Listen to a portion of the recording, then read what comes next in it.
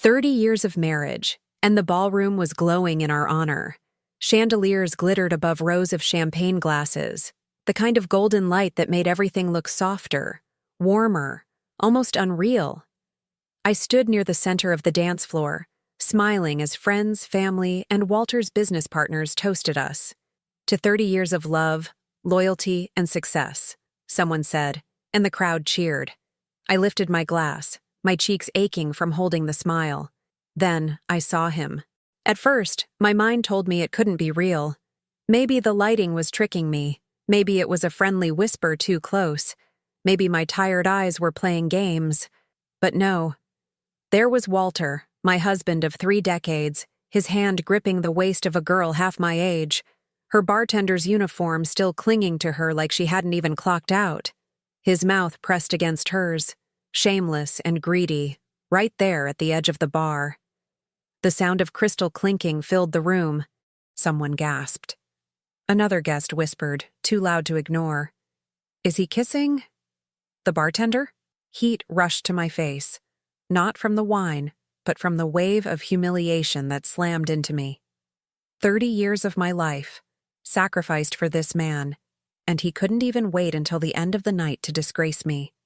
He chose our anniversary celebration, the party I had planned, paid for, dressed up for, to shove a knife into my chest in front of everyone who mattered. My hand tightened around the stem of the champagne flute. I could hear my pulse in my ears, a furious drum. "Walter," I said, my voice sharp enough to slice through the music. The room went silent. Even the band froze, instruments hovering mid-air. He broke away from her, his lips still slick, his eyes wide with a drunken mix of shock and arrogance. "Amelia, this isn't—" "Don't you dare," I cut him off. My voice didn't crack. It rang, clear and cold, across the ballroom. "Don't you dare feed me excuses while half of Chicago watches you grope a child in uniform." The bartender girl blanched, tugging down the hem of her skirt, shrinking into herself as murmurs swept the room. She tried to step away, but Walter grabbed her wrist as if clinging to the last shred of power he thought he had. 30 years, I said, my chest heaving. 30 years I stood by you, through your late nights, through your business failures, through your arrogance. And this, I gestured toward the girl, this is what I get in return? Gasps. Someone muttered, "Shameful." Another voice hissed, "Unbelievable." Walter's jaw clenched, his face reddening. "Amelia, you're making a scene." I laughed, the kind of laugh that rattles the walls. "I'm making a scene? You kissed a bartender at our anniversary party? You made this scene, Walter. I'm just giving it the spotlight it deserves." I stepped closer, heels clicking on the polished floor. Every eye followed me. I could feel the weight of decades, friends, family, associates, pressing in around us, waiting to see what the wronged wife would do. I raised the glass still in my hand, full of golden champagne. For a moment, he thought I was going to toast again, that maybe I'd swallow my pride the way I had swallowed his insults for years. His shoulders eased, his lips almost curved into that smug half-smile. Then I threw it. The glass shattered against his chest, champagne drenching his expensive suit, shards glittering as they scattered across the marble floor. The crowd gasped again, louder this time. Walter flinched, blinking in shock as liquid dripped down his tie. "You don't deserve me," I said, my voice steady, vibrating with a fury I had buried for years. "You don't deserve this marriage, this life, or even this humiliation. But I'll make sure you feel every ounce of it." And then, I slapped him. The crack echoed through the ballroom like a whip. His head snapped to the side, a red mark blooming across his cheek. The bartender whimpered and slipped away, her shoes squeaking against the floor. For a moment, silence held. The kind of silence that stretches forever, where no one dares move or breathe. Then whispers spread, hissing like snakes through the crowd. "Did you see that?" She slapped him. Good for her. Walter turned back toward me, eyes blazing, his pride collapsing under the weight of the witnesses. But before he could speak, Before he could beg or rage or spin a story, I lifted my chin. "I'm done," I said. 2 words, sharp and final. I turned and walked away, the hem of my dress sweeping the floor like a queen's train. My heels clicked in rhythm with my heartbeat, fierce, unbroken, alive. As I reached the doors, I didn't look back. Not once. Because if I did, I knew I'd see his face. Stunned, angry, terrified, and the satisfaction of that sight might weaken me. Instead, I kept my eyes forward, my shoulders straight. Outside, the night air hit me, cold and bracing. I inhaled deeply, letting the chill slice through the fire inside me. My hands trembled, but not from weakness, from resolve. 30 years I had given that man. 30 years of loyalty, compromise, patience. And tonight, he had spit on all of it. But he had made one fatal mistake, humiliating me in public, where his empire of respectability mattered most. I wasn't just walking away from the party, I was walking into war. And I vowed, under the sharp Chicago night sky, that Walter Schwinker would regret the day he thought he could betray me. By morning, he would already start to feel the misery. I met Walter when I was just 19, fresh out of high school, and still trying to figure out what adulthood meant. He was already ambitious then, older by a few years, a man with slick confidence and grand promises. I remember the first time he took my hand, told me he was going to build something big, that I'd never have to worry about anything again. I wanted to believe him, and so I did. We married young. I traded the dreams I had, college, traveling, maybe even art school, for the stability he swore he could give me. I told myself I was investing in our future, even when it felt more like investing in his. When my parents passed, leaving me their modest inheritance, I didn't think twice. I poured every dollar into the foundation of Walter's business, a construction company that eventually grew into one of Chicago's most respectable firms. He became Walter Schwinker, the man who built half the city. But behind that reputation was my money, my sacrifices, and my silence. In those early years, I was proud to stand behind him. I raised our daughter, Sophie, while he worked late nights. I took care of the house, the bills, the endless details of a life we were supposed to be building together. When the firm finally took off, he would tell people it was because of his grit, his vision. Rarely did he mention the inheritance that bought his first contracts, the wife who clipped coupons so he could wine and dine investors. But I told myself it didn't matter.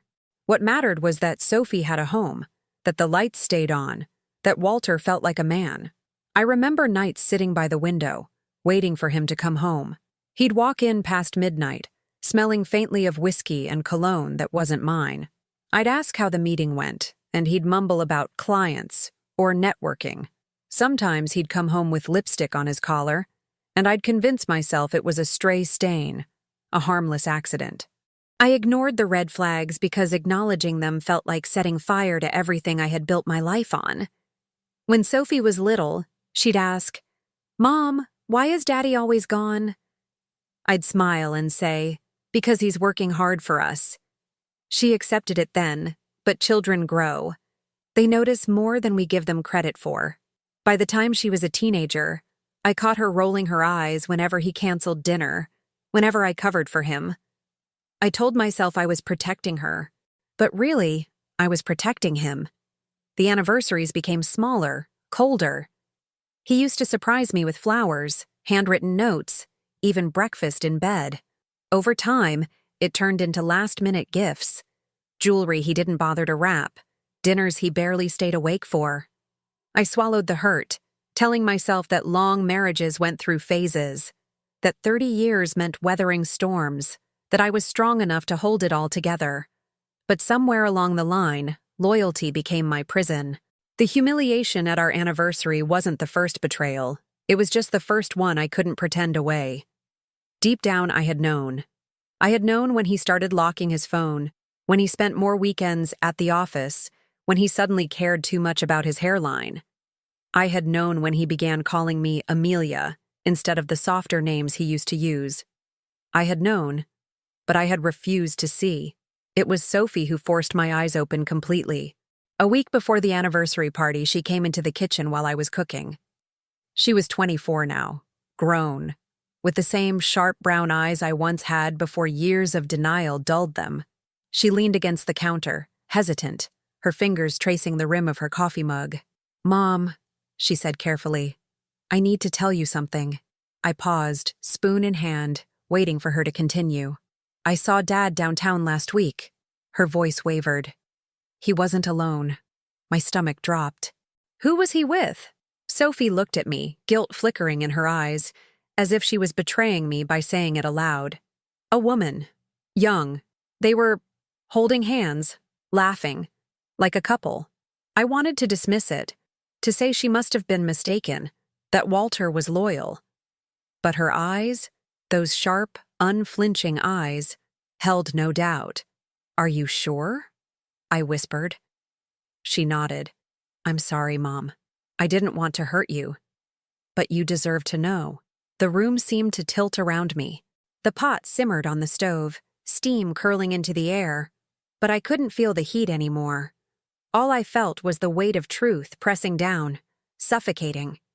Sophie reached for my hand. "Don't protect him anymore, please. You've done enough." Her words lodged deep in my chest, sharper than any knife Walter could wield. For years, I had convinced myself that ignoring the signs was noble, that shielding Sophie from the ugliness was love. But my own daughter saw the cracks I refused to face. And now she was the one pulling me into the light. That night, I lay awake replaying every red flag, every excuse, every betrayal I had swept under the rug. And for the first time in decades, I didn't feel like a loyal wife. I felt like a fool. But fools don't stay fools forever. By the time our anniversary arrived, I wasn't walking into that ballroom blind. I was walking in with eyes wide open, ready to catch him in the act. And when he kissed that bartender in front of everyone, it wasn't just humiliation. It was confirmation. Confirmation that Sophie had been right. Confirmation that I was done sacrificing. Confirmation that Walter Schwinker had underestimated the woman who built his empire. The morning after the anniversary party, the house felt like a mausoleum. Silence pressed against the walls, the kind of silence that doesn't comfort but suffocates. Walter hadn't come home. I didn't bother wondering where he was. For once, I wasn't consumed with questions. I was consumed with clarity. I brewed coffee, poured it into my favorite mug, the one Sophie painted for me when she was little, and sat at the kitchen table with a notebook. For 30 years, I'd been his anchor. Today, I became the storm. Step 1. Money. I had always let Walter handle the finances, but that didn't mean I was blind.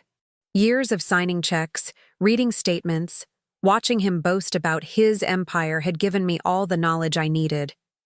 I logged into the joint accounts, my fingers steady on the keyboard.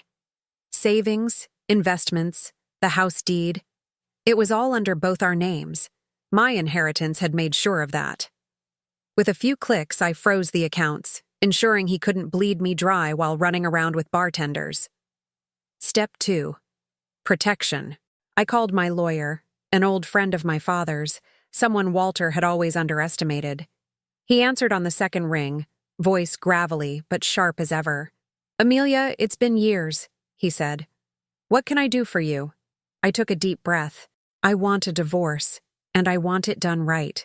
No loopholes, no mercy. A pause, then a low whistle. "What did Walter do?" "Enough," I said simply. My voice didn't crack. "I'll email you everything. Draft the papers." Step 3. Sanctuary. I walked upstairs to the bedroom we had shared for 3 decades. The bed was neatly made, as if trying to pretend it still belonged to us. I opened the closet and pulled out a suitcase. My hands moved fast. Clothes, toiletries, documents, jewelry I had bought myself. Not the diamonds he flaunted as peace offerings, but the small gold locket my mother gave me, the one holding a picture of Sophie as a baby. When Sophie arrived later that morning, she found me zipping the suitcase shut. Her eyes widened. "You're leaving?" she asked. I nodded. I'm not waiting for him to walk through that door and spin another lie. I'm taking control this time. She hugged me tight, her voice muffled against my shoulder. About time, Mom. Step 4, the house. The Schwinker home wasn't just bricks and wood. It was a fortress I had built with my parents' inheritance. Walter liked to brag that he bought it for his family, but the truth was, the down payment came straight from my account. And now, it would become my weapon. I called a realtor, a woman I trusted. List it, I said. Quietly. High value. I'll send the documents. By the time Walter realized the house was on the market, it would already be under contract. The thought sent a flicker of satisfaction through my veins. Step 5. Exposure. I wasn't ready to go public, not yet, but I was laying the groundwork. Screenshots of suspicious texts I'd found months ago, photos Sophie had taken downtown, the guest who had snapped a picture at the party when Walter's lips were locked on the bartender's. Proof stacked neatly in a folder on my laptop, waiting for the right moment. Each step I took stripped away the years of helplessness I had wrapped around myself like chains. I wasn't the humiliated wife anymore. I was a woman with a plan. By the third day, Walter finally showed up. I was in the living room sorting through paperwork when the front door creaked open. His shoes scuffed the floor, his voice slurred with exhaustion and anger. "Amelia!" he barked. "What the hell did you think you were doing last night, slapping me in front of everyone? Do you have any idea how that makes me look?" I didn't even look up. "You managed that all on your own." He stormed in, his suit wrinkled, his tie hanging loose. "People are calling me nonstop. Clients, friends. You embarrassed me." I finally raised my head, meeting his bloodshot eyes. "You kissed another woman at our anniversary party. You embarrassed yourself." His face darkened, but before he could unleash his temper, his phone buzzed. He pulled it out, frowned, and cursed under his breath. "What?" I asked, my voice calm. "My card was declined," he snapped. "At the hotel." "What did you do?" I smiled, slow and deliberate. I protected what's mine. For the first time in years, I watched Walter's confidence crack. He stared at me, disbelief etched into every line of his face. "You wouldn't." "Oh, but I did," I said. "The accounts are frozen. The lawyer is drafting the papers. And by the way, the house will be listed by the end of the week." He staggered back as if I had struck him again. "You're insane," he whispered. "No," I said, standing tall, suitcase by my side. "I've just stopped pretending. You've mistaken my silence for weakness, Walter. That ends today." I brushed past him, the suitcase wheels clicking against the tile. He reached out, grabbing my arm, but I shook him off. "Amelia, wait. We can talk about this." I turned, fire burning in my chest. "Talk? You made your choice when you put your lips on that girl. Now you'll live with it." And with that, I walked out, leaving him in the house he thought he owned, surrounded by walls I had already set in motion to tear down. The war had officially begun. By the end of the week, the ripples of my choices had turned into waves crashing through Walter's carefully polished life. The first was money. With the accounts frozen, Walter's credit cards began declining one after another. At the hotel, at restaurants, even at the gas station, every time he had to make an awkward call, scramble for cash, or slink away red-faced. For a man who prided himself on being untouchable, the humiliation must have cut deeper than my slap at the party. Then came the mistress. I hadn't needed to lift a finger there. Society had taken care of it for me. Whispers spread fast in Chicago's circles, and the story of Walter kissing a bartender at his own anniversary party had become delicious gossip by Monday morning. The girl, no older than Sophie, found herself at the center of it all. She was labeled a homewrecker, a gold digger, a fool who thought she could rise by attaching herself to Walter Schwinker. Her job at the hotel bar disappeared overnight. Management claimed it was for policy reasons, but everyone knew it was to distance themselves from scandal. Walter's business partners weren't far behind. Clients who once praised his reliability now raised their eyebrows at his judgment. Deals stalled. A longtime investor called me quietly, almost apologetically, to say, "Amelia, I just don't know if I can keep my money tied to someone whose name is in the papers for all the wrong reasons." Family reacted too. Walter's younger brother, Daniel, who had always admired him, called me with a tremor in his voice. "Amelia?" I don't know what he was thinking. Just know I'm on your side. His words carried both pity and shame, the kind that only comes when someone realizes their hero is just a fraud. Even Walter's father, a man who once told me, "A wife's duty is to support her husband no matter what," sent Sophie a curt message. "Tell your mother I'd like to speak with her." Not Walter. Her. That was the first time in 30 years the patriarch had chosen me over his son. And then there was Sophie herself, my daughter, my anchor. She didn't gloat, didn't say "I told you so." She simply stood by me, steady and fierce, as if she had been preparing for this battle longer than I had. "You're stronger than him, Mom," she said one night as we unpacked my suitcase in her apartment.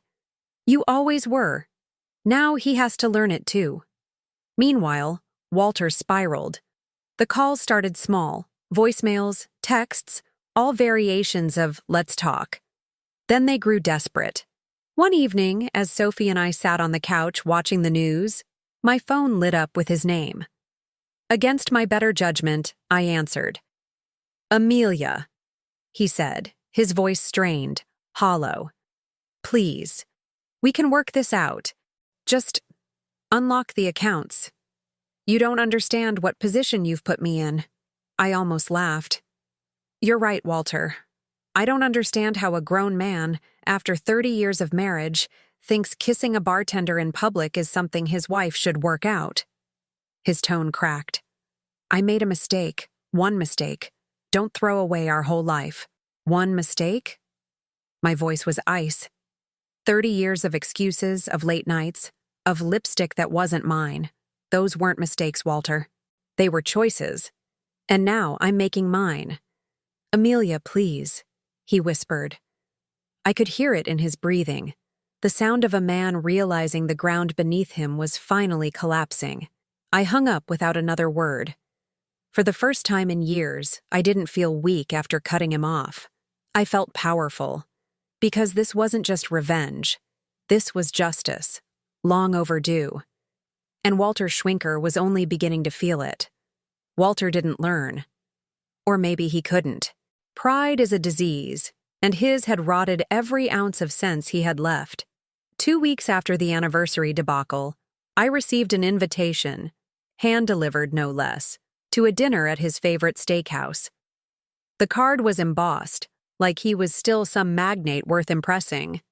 "Family dinner," it read, "to discuss reconciliation." Reconciliation. The word made me laugh out loud. But Sophie wanted to see it play out, and a part of me knew the crowd he'd gathered would serve as the perfect audience for his next fall. The restaurant was packed that night. Chicago's elite filled the tables, business partners, cousins, even his aging parents. Walter sat at the head like a king still clinging to his crumbling throne.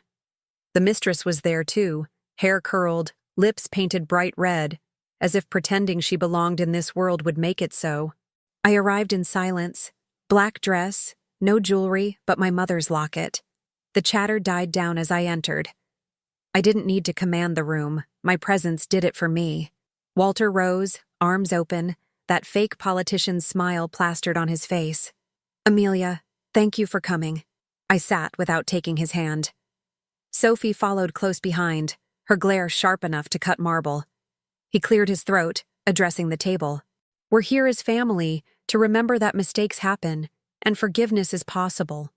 Amelia and I held up my hand.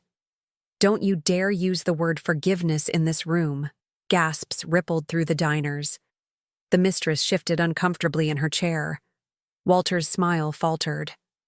"Amelia," he said through gritted teeth, "this isn't the place." "Oh, it's exactly the place." My voice carried, deliberate, steady.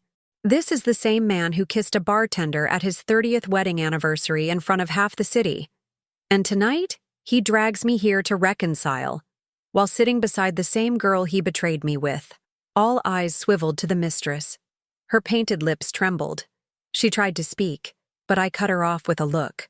Do you know how he paid for your little handbags? For your hotel rooms? I asked, my voice sharp as glass. With the inheritance my parents left me, with the money I gave him to start his empire. Everything you've touched, every dinner, every drink, was mine first. A silence deeper than any I'd felt before swallowed the room. Walter's face turned scarlet. He opened his mouth, but no words came. I leaned forward, my hands flat on the white tablecloth. You've mistaken my silence for stupidity. You've mistaken my loyalty for weakness. But make no mistake, Walter. This family, this legacy, this name belongs to me. Not to you.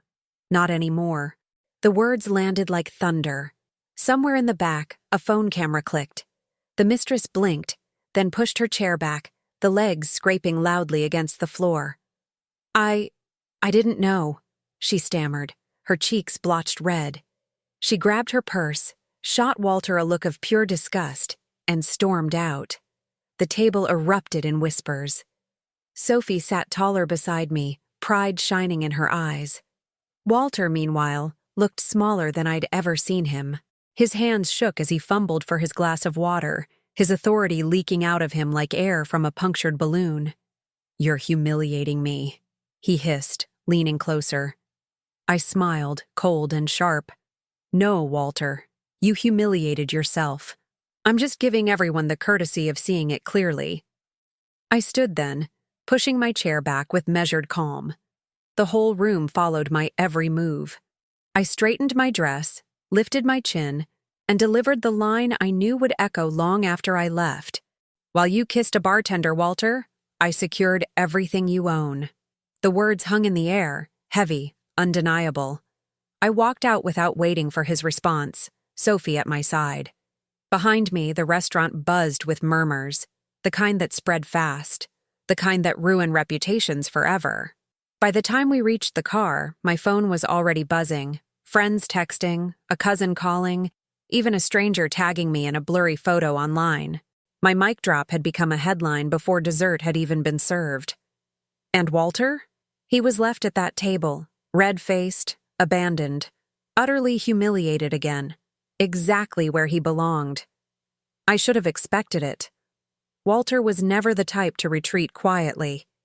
Humiliation made him reckless, and reckless men make loud moves. Within a week of the restaurant debacle, his face was everywhere. Local news ran a glossy interview where he sat in a navy suit, jaw clenched like a man wronged, not a man guilty. My wife is overreacting, he told the reporter, feigning sorrow. 30 years of marriage can't be undone by one lapse in judgment.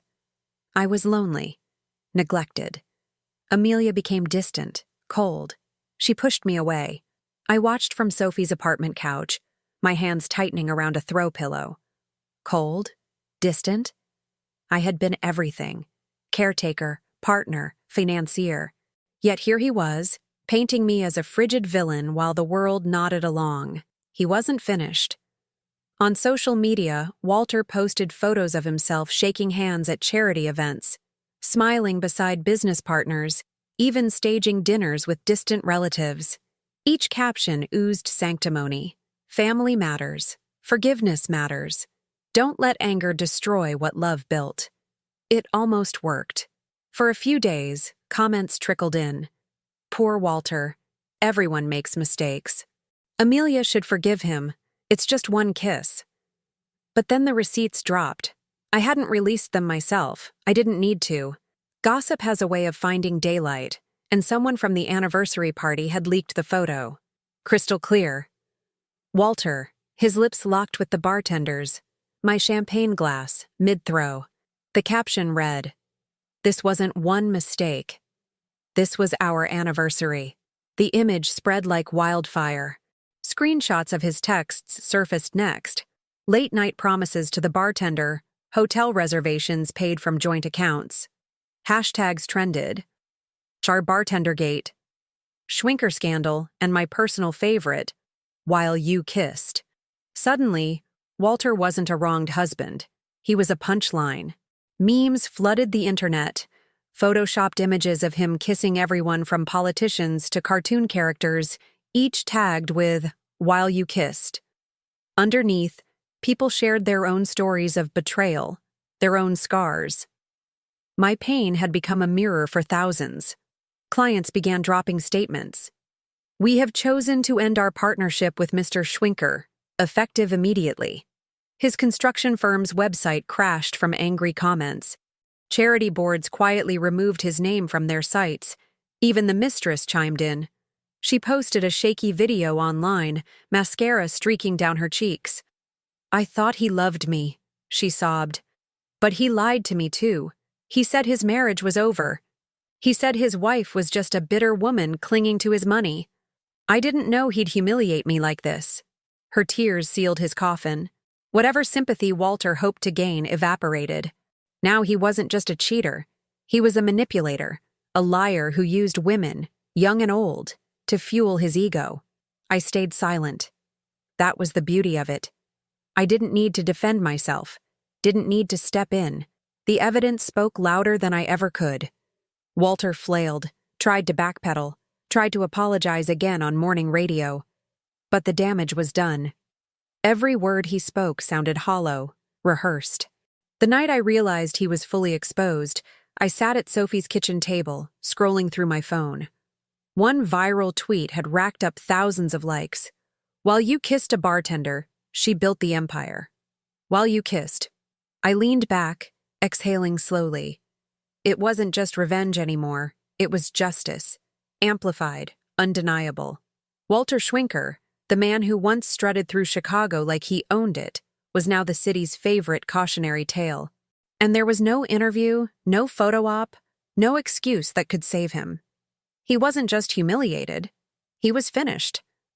The scandal had stripped Walter's dignity, but the law would strip everything else. When the divorce proceedings began, I walked into the courthouse with my lawyer at my side and Sophie behind me.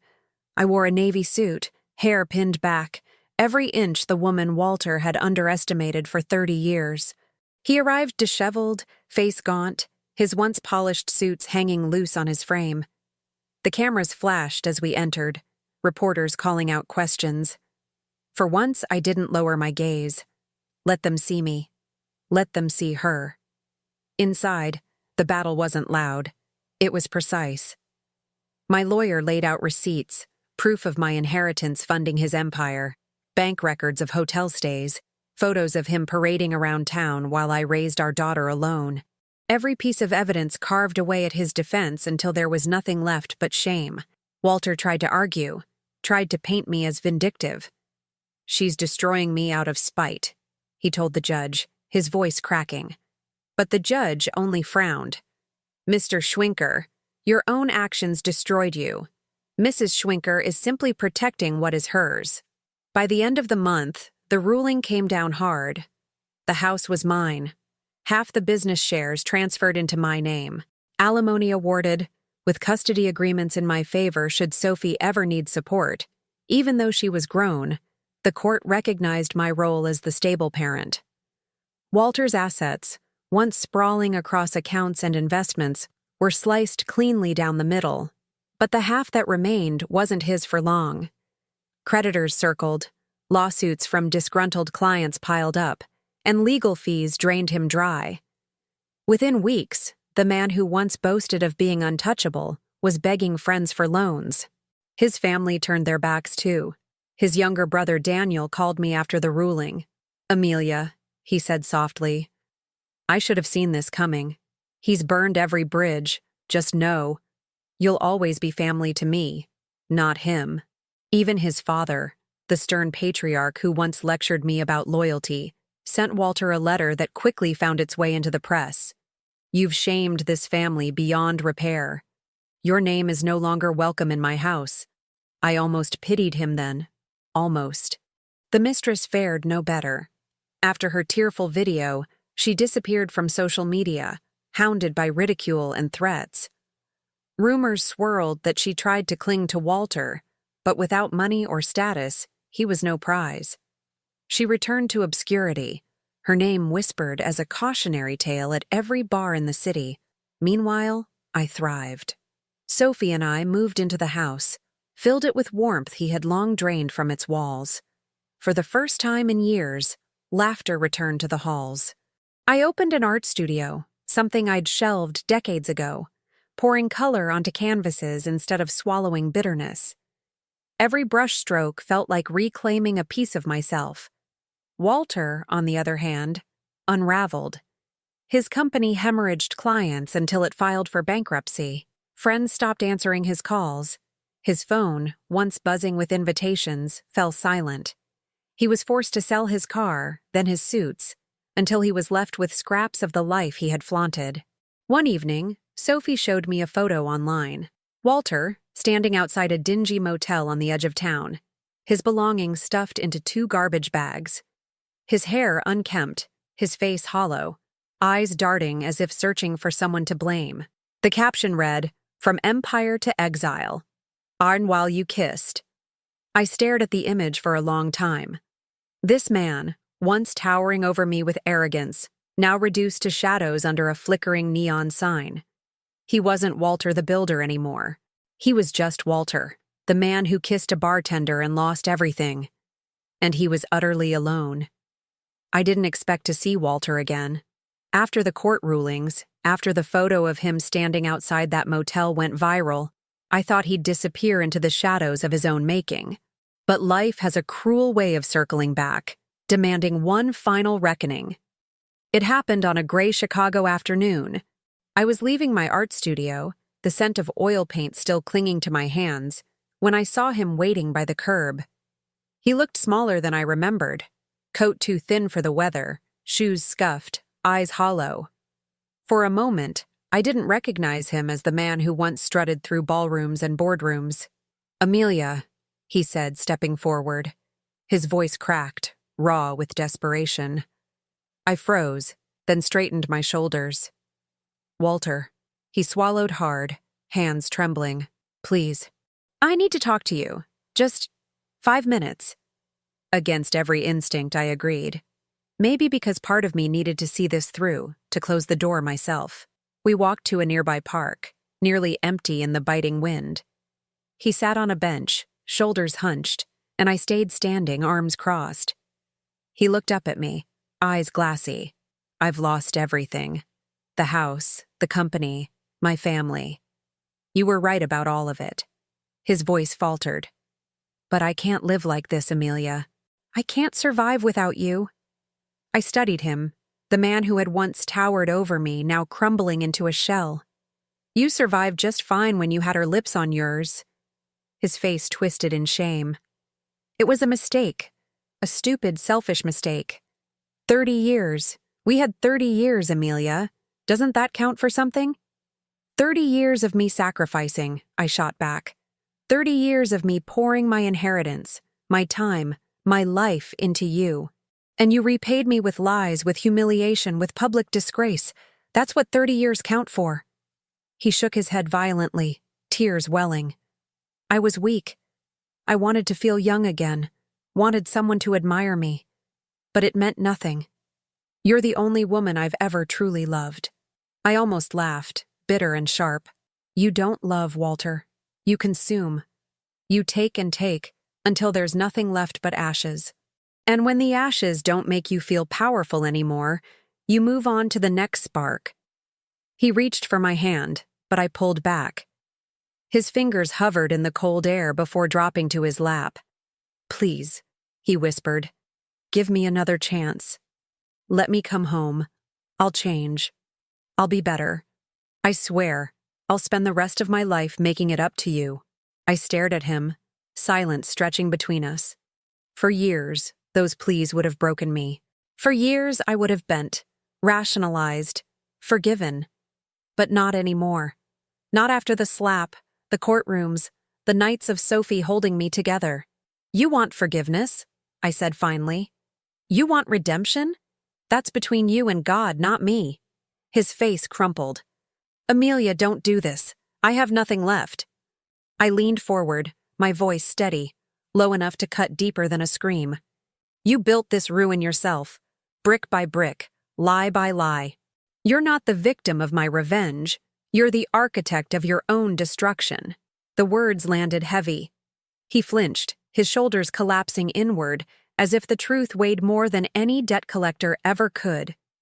His lips parted like he wanted to argue, but no sound came out. Only silence, thick and final. I turned then, pulling my coat tighter around me. My heels crunched against the gravel path as I walked away, leaving him hunched on the bench, alone against the wind. I didn't look back. Not once. Because there was nothing left to see. Walter Schwinker had begged, pleaded, tried to claw back what he had lost. But all that remained of him was a man stripped of pride, stripped of power, stripped of me. And as I walked out of that park, I felt lighter than I had in decades. A year can change everything. 12 months ago, I was a humiliated wife walking out of a ballroom with champagne dripping from my hand. Now, I am a woman reborn. The house, once heavy with silence, has become a sanctuary. Sophie and I filled it with new life, plants sprawling in the sunlit windows, walls lined with my paintings, laughter echoing down halls that once carried only arguments and apologies. It doesn't feel like our house anymore. It feels like my home. I opened my art studio downtown 3 months after the divorce was finalized. At first, I worried no one would come. Who was I, after all? Just a woman who had spent 3 decades behind a man's shadow. But the city surprised me. Women arrived in groups, some curious, some carrying their own scars. They didn't just come to see the art. They came because they knew the story. They wanted to stand in the presence of survival, to touch colors painted by hands that refused to stay silent. The studio flourished. Within 6 months, I had my first gallery opening. Sophie stood by my side in a dress she'd picked herself, her hand steady on mine as people praised the work. "Your pieces breathe resilience," one critic said. He was right. Every stroke was a confession, every canvas a reclamation. And Sophie? She grew stronger, too. She finished graduate school, her voice sharper, her stride confident. She no longer carried the burden of covering for her father, no longer tiptoed around my pain. She stood tall, a woman forged by truth instead of lies. Watching her blossom has been the greatest victory of all. As for Walter, he became little more than a ghost. After the final confrontation in the park, I heard bits and pieces. His company dissolved, creditors swallowing the scraps. The mistress had vanished too, reportedly moved out of state after the scandal consumed her. Walter drifted between cheap motels and borrowed couches, each move pulling him further from relevance. Occasionally, I'd spot his name buried in the tabloids, former mogul seen drunk outside dive bar or once prominent developer files for bankruptcy. But the world had moved on. His downfall was no longer newsworthy. It was yesterday's gossip, stale and irrelevant. The man who once demanded every eye in the room now couldn't command a glance. He was diminished, forgotten. And that was the cruelest justice of all. One afternoon, as I locked up the studio, I passed a man on the sidewalk. His coat was frayed, his head lowered, his gait unsteady. It took me a moment to recognize him. Walter. My heart didn't race, my throat didn't tighten. I felt nothing but a calm indifference. He glanced up, eyes hollow, but when he realized who I was, he looked away first. That small act, him breaking eye contact before me, told me everything I needed to know. I didn't stop. I didn't speak. I simply walked past, my heels striking the pavement in rhythm with my freedom. Now, when I wake each morning, sunlight streaming across clean sheets, I no longer wonder where he is or what lie he's spinning. I no longer measure my worth by a man's attention or approval. I live for me, for my daughter, for my art, for the woman who clawed her way out of the wreckage and built something new. Betrayal once felt like the end of my story. But it wasn't. It was the beginning. Because Walter didn't just lose me. He lost everything. And I didn't just survive him. I outgrew him. The truth is simple. Betrayal freed me.